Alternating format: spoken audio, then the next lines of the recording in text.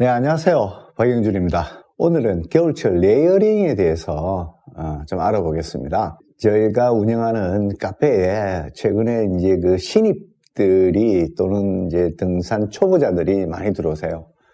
그러면서 이제 저희 카페에서 이제 그 등산 그 의류에 대한 정보를 얻고 이렇게 뭘 많이 사들이시더라고요. 근데 그걸 보고 또 어떻게 자기는 지금 입고 있다 이런 것들을 이렇게 계속 이렇게 올리고 계세요.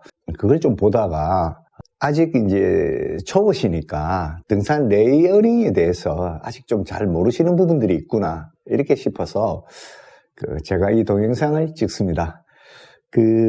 등산할 때는 사실 옷을 작게 입을수록 좋습니다. 산 아래에서는 상관없습니다. 그 뭐 4겹을 껴입으시든지 3겹을 껴입으시든지 5겹을 껴입으시든지 전혀 상관없습니다.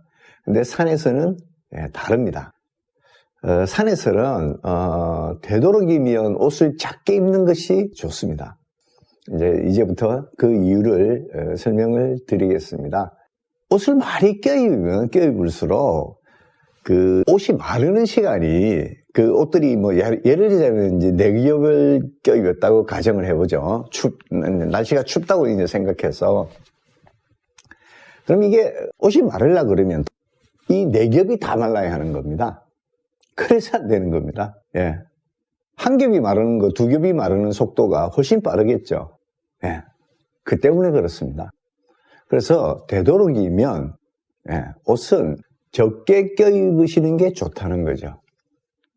그러면 어느 정도가 적당하냐, 산행 중에. 이제 이 의문이 드실 거예요. 제일 좋은 상태는 춥지도 덥지도 않은 겁니다.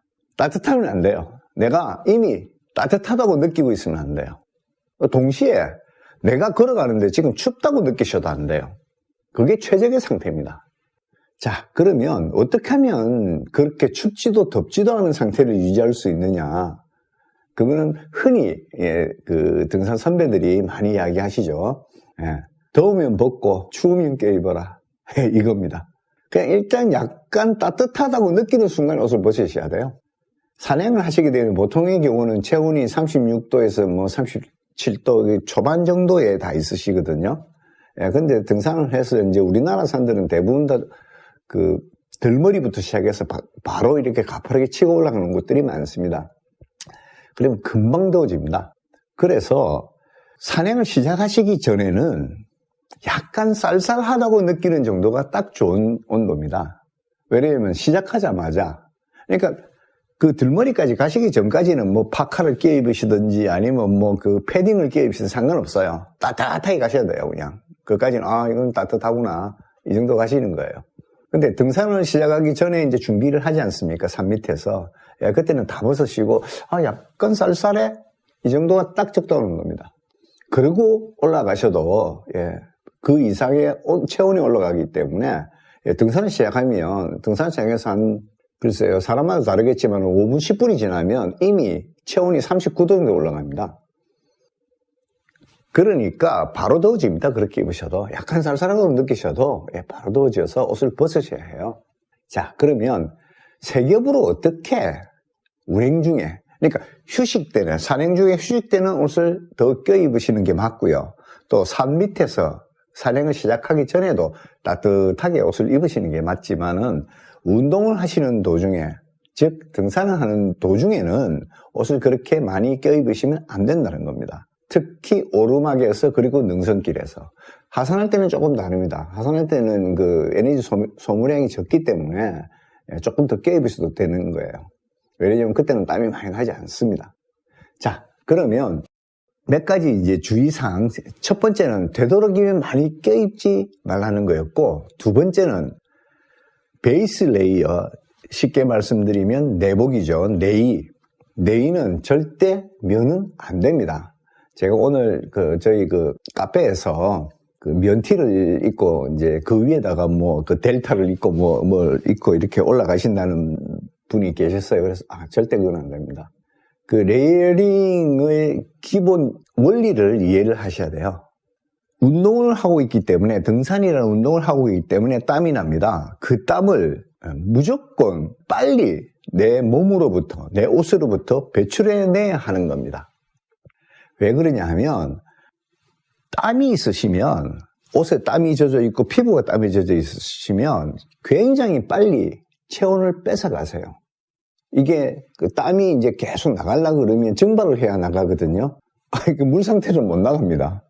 이 증발을 하면서 증발열이라는 게 이제 필요하지 않습니까? 그래서 그 마른 공기에 비해서 23배 정도 많은 칼로리를 뺏어갑니다, 이게.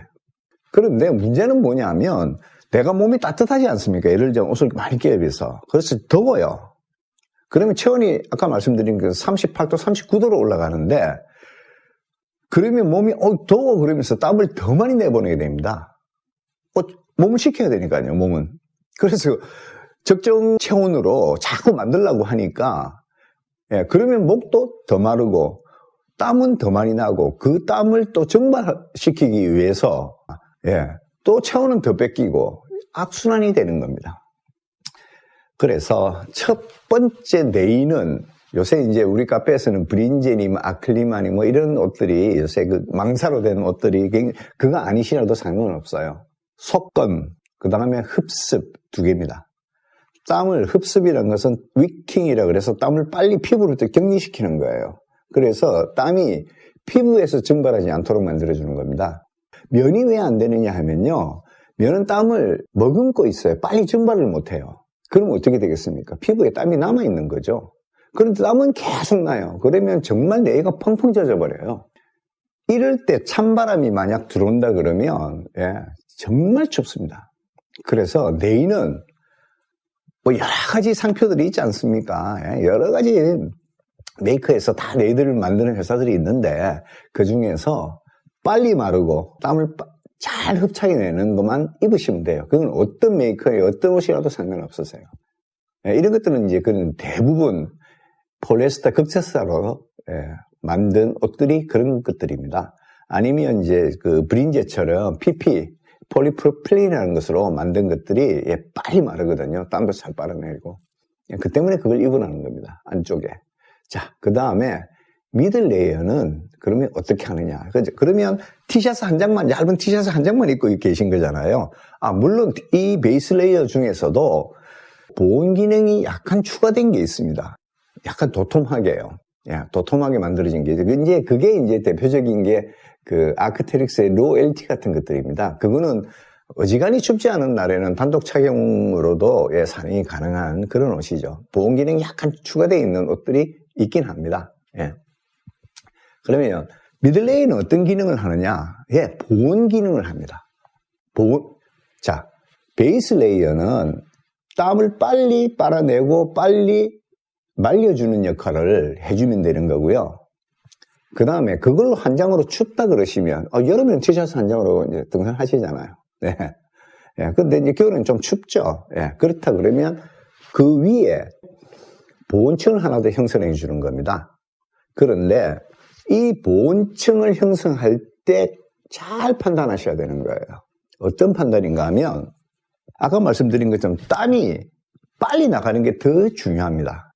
그러니까 바람이 안 분다든지 정말 추운 날이 아니라 그러면 오히려 이런 미들레이어로 이제 사용할 수 있는 이런 합성 충전재가 들어가 있는 것보다 오히려 이렇게 통기성이 좋은 바람이 숭숭 들어갔다가 나갔다 할 수 있는 이른바 우리가 플리스라고 하는 겁니다. 그게 빨리 마릅니다. 그리고 그 섬유 조직이 성기기 때문에 안쪽에 베이스 레이에서 증발하고 있는 땀이 굉장히 빨리 나갑니다.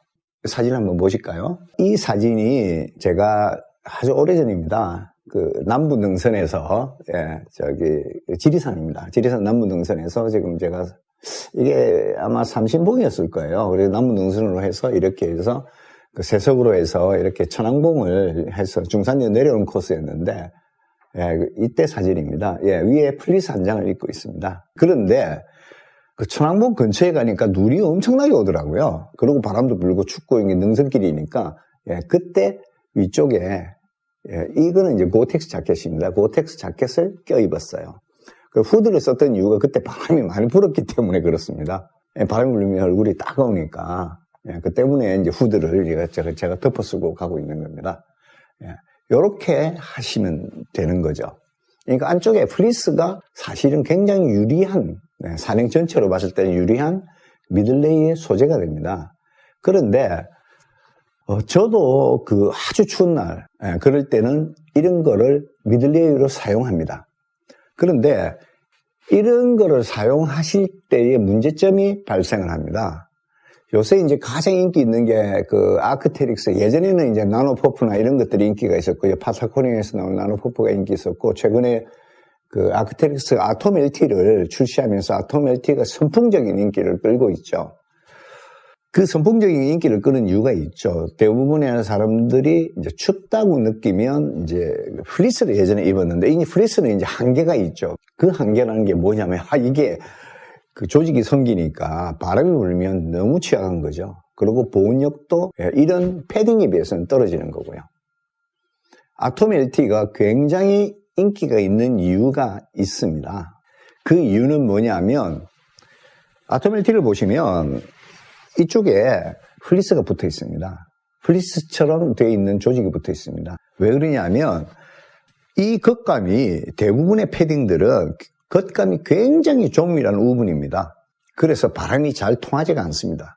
그리고 안에 충전재가 들어가 있으니까 이게 따뜻한 거예요. 그럼 대신에 어떤 약점이 생깁니까?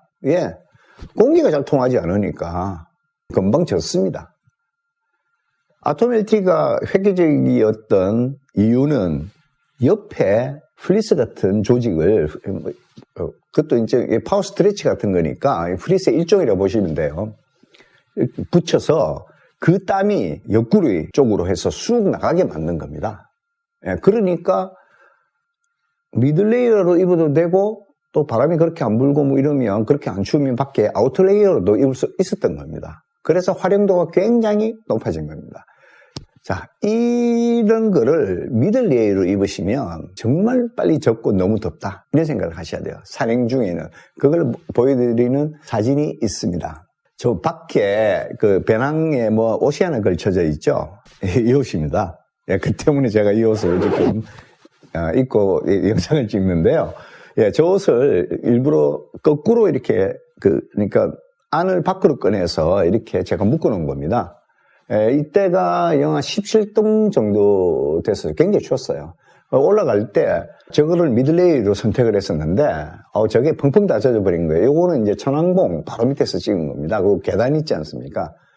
그러면 어떻게 해요? 빨리 말려야 되니까요. 근데 이런 날씨에는 마르지도 않습니다. 영하라. 영하 10몇 도 이렇게 되면 잘 마르지 않습니다. 그래서 되도록이면 정말 춥다고 느끼지 않으시면 이런 것보다는 이 패딩이 땀이 잘 나가지 않기 때문에 되도록이면, 보통의 경우는 영하 10도 막 밑으로 내려가고 산에서 바람 불고 이런 날씨, 심하게 불고 이런 날씨가 아니라 그러면 밖에 소프트쉘로 그 안에 그 플리스를, 얇은 플리스를 입고 충분히 산행이 가능하세요. 절대 예비로 옷을 넣어 다니는 건 좋습니다. 그거는 권장할 만한 사항이에요. 어떤 위험이 있을지 모르니까요. 그렇지만은 그거를 다 입고 다니시지는 말라는 거죠. 그래서 미들레이어는 되도록이면 정말 추운 날, 그런 날이 아니라 그러면 그 통기성이 좋은 플리스류를 선택하시는 게 조금 더 산행이 쾌적해질 수 있다. 이렇게 설명을 드릴 수 있고, 정말 춥다 그러면 이런 패딩을 입으셔라. 그렇지 않다 그러면 가능하면 미들레이어는 플리스가 올바른 선택일 수 있다. 이렇게 설명드릴 수 있습니다. 그 다음에 이 플리스라는 것은 이게 바람이 세게 불면 그 공기층이 무너집니다. 그럼 추워지는 거죠. 그때 그 바람을 막아주는, 또는 눈을 막아주는, 그게 아우터 레이어입니다. 그 아우터 레이어를 이제 선택하시게 되는 거죠, 거기서. 근데 이제 최근에서는 이제 아우터 레이어는 이제 크게 두 가지로 나눠집니다. 하나는 소프트 쉘이라는 거고요. 하나는 이제 고텍스 같은 방풍 자켓입니다. 소프트 쉘이라는 것은 방풍 기능을 주로 하는 거고요. 그 이외에 이제 고텍스 같은 방수와 방풍이 동시되는 자켓들이 있거든요. 능선 같은 데 올라가시면 이제 바람이 막 부니까, 대부분의 경우는 그렇죠. 특히 뭐 소백산 같은 데 능선길 걸으면 정말 바람 많이 부는 때가 많거든요. 그럴 때는 그거를 입어서 그 다음에 방풍을 해주는 겁니다. 그리고 소프트쉘은 감마이맥스나 뭐 베르간스 스트란다나 뭐 이런 자켓들처럼 그 안에 뒤모가 붙어서 보온 기능을 더 강화한 제품이 있고요. 또 그렇지 않고 고텍스처럼 한 겹처럼 보여지는 그러면서 두께감이 조금 있는 그런 소프트쉘도 있습니다. 그거는 이제 보온 기능은 조금 떨어지게 만들어 놓은 거죠. 대신에 체온 조절이 용이하고 그다음에 땀을 잘 내보냅니다. 그게. 고텍스나 이런 방수 자켓보다 그 소프트쉘이 훨씬 몸에 나는 땀을 외부로 배출하는 데는 유리합니다. 자, 그러면 요약해서 설명드리겠습니다. 첫 번째, 면으로 된 네일은 절대 입지 마라. 그건 안 된다. 두 번째, 되도록이면 여러 겹 입지 말고 되도록이면 한 겹, 두 겹으로 산행을 하는 요령을 배우시라. 그리고 능선이가 추우면 한 세 겹 정도 바람을 막아주는 그 정도는 충분하다. 그리고 절대 내가 따뜻하다고 산행 중에 느끼시면 안 된다. 그럼 이미 더운 겁니다, 그게. 그러면 땀도 많이 나고 해서 안 좋다. 요렇게 제가 정리를 해드리겠습니다. 나머지는 이제 뭐 산에 정상에서 사진 찍고 막 그러시면 이제 가만히 있으니까 운동을 안 하니까 급격하게 이제 체온도 내려가고 이제 그 땀 때문에 땀이 증발하고 있기 때문에 체온을 금방 뺏깁니다. 이제 그럴 때는 보온용 추가 패딩 같은 것들을 걸치시면 된다. 이렇게 정리하면 됩니다. 제가 다음 시간에는 그 소프트쉘도 종류가 굉장히 많이 있기 때문에 제가 가지고 있는 소프트쉘을 중심으로 해서 겨울에도 특별한 경우가 아니면 요 사진도 보시면 아까 제가 지리산에 지금 요 소프트쉘을 입은 겁니다. 제가 요 앞에는 이제 그 고텍스 자켓을 입은 걸 보여드렸죠. 그 다음에 또 설악산입니다. 설악산에 그 소프트쉘 바지에 밑에는 이게 오센틱 바지입니다. 룬닥스에. 그거 입고, 이날도 굉장히 춥습니다. 제가 그 머큐리 미트를 끼고 있는 거 보니까 아마 이때도 굉장히 추웠나 봅니다. 이 소프트쉘로 충분하세요. 근데 뭐 고텍스 자켓보다는 소프트쉘들이 가격이 거의 반값밖에 안 되거든요. 근데 소프트쉘로 충분합니다. 오늘은 여기까지입니다. 다음에 뵙겠습니다. 감사합니다.